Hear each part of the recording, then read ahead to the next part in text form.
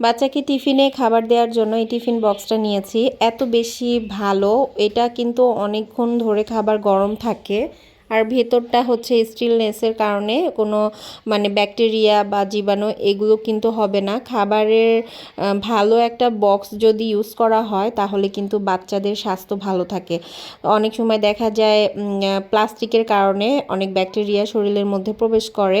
এই বক্সগুলো হচ্ছে খুবই ভালো, আর হচ্ছে প্যাকেজিংটা দেখেই আসলে মনটা ভালো হয়ে যায়। আরাবি প্যাকেজিংটা আনবক্সিং করতেছে, যেহেতু ওর জন্য আনা হয়েছে। এটা চায়না প্রোডাক্ট, আর এই প্রোডাক্টগুলো যদি আপনারা নিতে চান কমেন্টস করতে পারেন, তাছাড়া আমাকে ইনবক্স করতে পারেন, তাহলেও হবে যদি পছন্দ হয় নিতে চান আর কি। এটা খুবই রিজনেবল প্রাইসের, তো প্রাইসটা জানার জন্য অবশ্যই ইনবক্স করতে হবে। আর আমরা হচ্ছে এটা পাইকারি দামে দিয়ে থাকি, যদি আপনারা নিতে চান তাহলে ইনবক্স করবেন। তো আরাবি হচ্ছে এটা পুরোটা খুলে ফেললো, আর এখন হচ্ছে ঢাকনাটা খুলবে। এটার ঢাকনাটাও কিন্তু খুবই ভালো, সিলিকনের ঢাকনা, আর খুবই খাবারটা গরম থাকবে। ভেতরেরটা দেখেছেন, স্টিল বডি, এত ভালো ভিতরের যে পোষণটা সেটা কিন্তু অনেক ভালো। তো আমি হচ্ছে একটু দেখিয়ে দিলাম আর কি, আরাবির জন্য নিয়েছি এই কারণে। অনেকদিন ধরে আমি ভাবতেছিলাম আরাবির জন্য ওভেন প্রুফ একটা টিফিন বক্স নিব, তো এই টিফিন বক্সটা আরাবির খুব বেশি পছন্দ হয়েছে। তো যাই হোক, টিফিন বক্সটা রেখে এখন আজকে আমার তেমন একটা রান্না বান্না করতে ইচ্ছা করতেছিল না। সকালবেলা যেহেতু রান্না করতে পারি নাই, তো ভাবলাম যে ফ্রিজে একটু বরবটি ছিল, আমি বরবটিটা এভাবে ফ্রিজে কালেক্ট করে রাখি। যখন বরবটি নিয়ে আসে তখন কিন্তু একদম তরতাজা থাকে, কিন্তু নর্মাল ফ্রিজে 2 দিন রাখার পরেই বরবটি কিন্তু পচে যায় বা নষ্ট হয়ে যায়।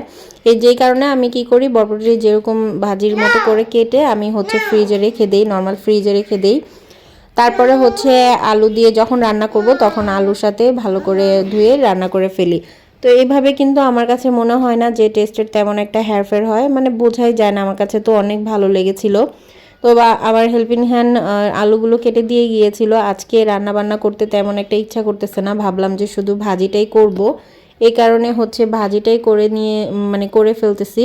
তো আমি এখানে হচ্ছে পেঁয়াজ ভালো মতো হচ্ছে আগে ভেজে নিচ্ছি, এর মধ্যে একটু হলুদ দিয়েছি।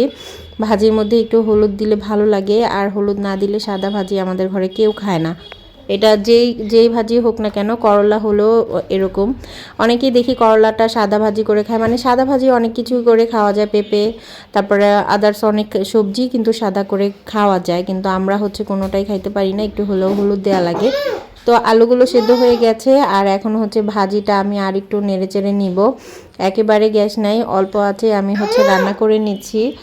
আর এখন দেখব লবণ, ভাজিটা হয়ে গেছে, এখন আমি ভাজিটা তুলে নিতেছি, আমি বেড়ে নিতেছি। আজকের ভিডিও এ পর্যন্তই। কেমন লেগেছে অবশ্যই কমেন্টে জানাবেন।